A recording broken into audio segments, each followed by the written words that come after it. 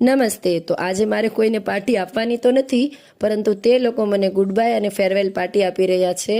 તો તે લોકોએ નક્કી કર્યું હતું કે દરેક રાજ્યની, જે રાજ્યમાંથી તે લોકો આવે છે તે રાજ્યની તે લોકો બે બે ડીશ એટલે કે વાનગીઓ બનાવીને લાવશે. ये बोलते तो जाओ ये कहाँ की डिश, ये कहाँ की डिश, ये बिहार की दही वड़े हैं.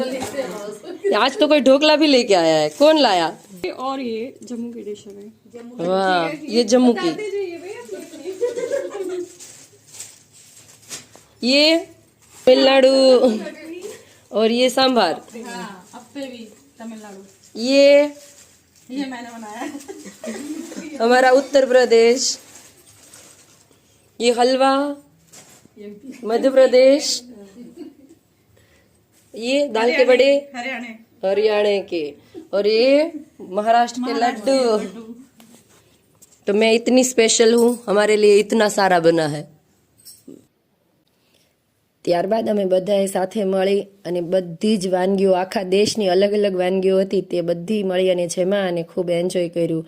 ખરેખર એક ગર્વની વાત છે કે તમારા માટે વહેલા જાગી અને વાનગીઓ બનાવી અને આવી રીતે લઈ આવે. આ પણ એક અંદરથી ખુશી અને ગર્વની વાત છે.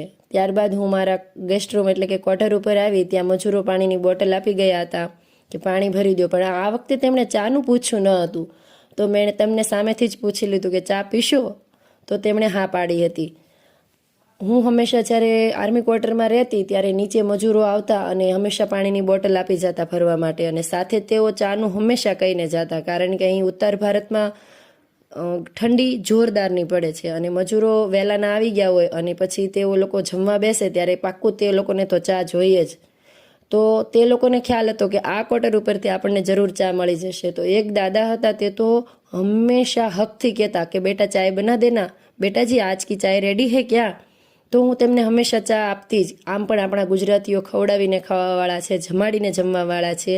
કહેવાય છે ને કે જ્યાં જ્યાં વસે ગુજરાતી ત્યાં ત્યાં સદાકાળ ગુજરાત. તો મેં તેમને ચા અને પાણી આપ્યું. ત્યારબાદ ધર્મરાજ આજે તમને કંઈક કહેવા માગે છે.